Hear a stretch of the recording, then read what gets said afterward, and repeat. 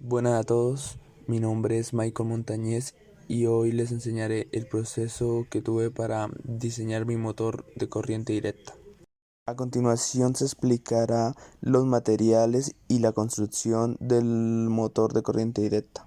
Los materiales utilizados para construir el motor de corriente directa fueron dos balineras de diámetro 3/4 de pulgada interna, un eje con el mismo diámetro de material de aluminio de 30 centímetros de largo, dos circunferencias de plástico que se sacó de un rodillo cortado por una cegueta y aplanado por un rotor, 16 tornillos de pulgada, y se cortaron con la cegueta láminas de cobre para realizar el colector, y un colector de diámetro 3 centímetros, y la circunferencia de plástico era de 7 centímetros de diámetro. También a tener en cuenta el rotor,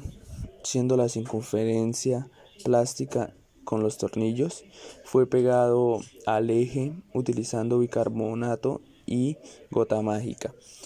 Igualmente, el colector que era la circunferencia de plástico con las láminas de cobre, fue pegado al eje de igual manera. El motor fue presentado en la base de plástico para saber en qué altura ponerlo para no chocar con los imanes. Después de haber terminado las bases del colector y el rotor, se hicieron 4 bobinas de 7.5 metros de cable de cobre de calibre 22,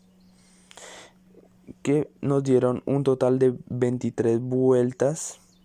por bobina, las cuales fueron amarradas en 4 tornillos, dando un total de 16 tornillos. Antes de bobinar se tuvo en cuenta el recubrimiento con cinta aislante a los tornillos, y después se recubrió la bobina para que se mantuviera firme. La entrada y la salida de la bobina se pasaron por cada hueco por cada uno de los huecos de cada bobina, y las 4 entradas se pusieron de manera seguida, y las 4 salidas se pusieron de manera paralela a su entrada, para que mantuvieran la continuidad entre las bobinas y el giro fuera de manera continua, y que no rebotara una bobina hacia el otro lado. Para terminar el colector se tuvo que quitar el recubrimiento al cable de cobre y soldar a las láminas de cobre para después ser pegadas con pegamento gota mágica, y de esa manera que si se hacía primero se pegaba, la soldadura al calentarse no quitara el pegamento. Por último, las balineras se pusieron en las bases de plástico y se utilizó un cautín ya viejo para hacerle los rotos, ya que no se tenía una herramienta para esa función. A continuación se unieron el rotor, el colector, el eje, y se pusieron imanes. También se pusieron escobillas, pero en conclusión no se vio ningún aporte con las escobillas, por ende se retiró y se soldó a uno de los cables una lámina de cobre y al otro se dejó libre para irlo cortando entre el desgaste que se utilizaba al momento de las pruebas. Para esta prueba se utilizó una batería de taladro de 18 voltios a 1.7 amperios. Al iniciar las pruebas se observó que las bobinas iban de un lado a otro y se notó que se había cometido un error al momento de poner las bobinas. O sea, no estaba la 1, la 2, la 3 y la 4, así, no estaba el inicio de la 1 seguidas, sino estaban de manera puestas arbitrariamente. Entonces se tuvo que corregir ese error y en las siguientes pruebas, al haberse corregido ese error, se encontró que las balineras no tenían un buen giro al momento porque estaban abolladas en en la parte del medio, las cuales no permitían que el motor hiciera su funcionamiento. Después se tuvo que hacer un cambio de balineras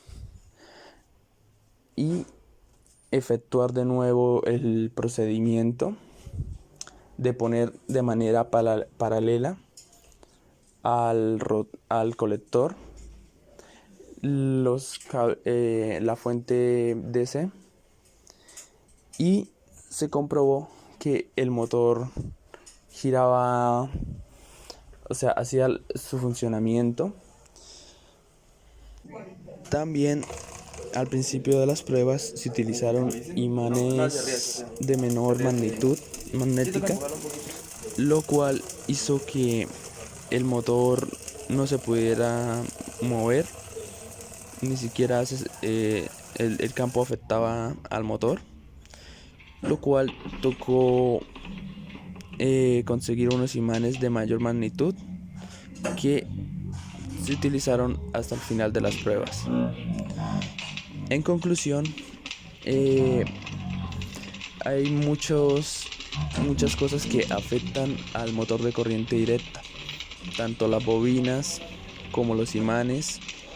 como la dirección en que se ponen las escobillas de cada bobina, ya que puede hacer que gire de manera incorrecta. También lo que son las pérdidas por rozamiento afectan mucho al motor, y lo que es el diámetro de su eje, que necesitaría más potencia para poderlo andar.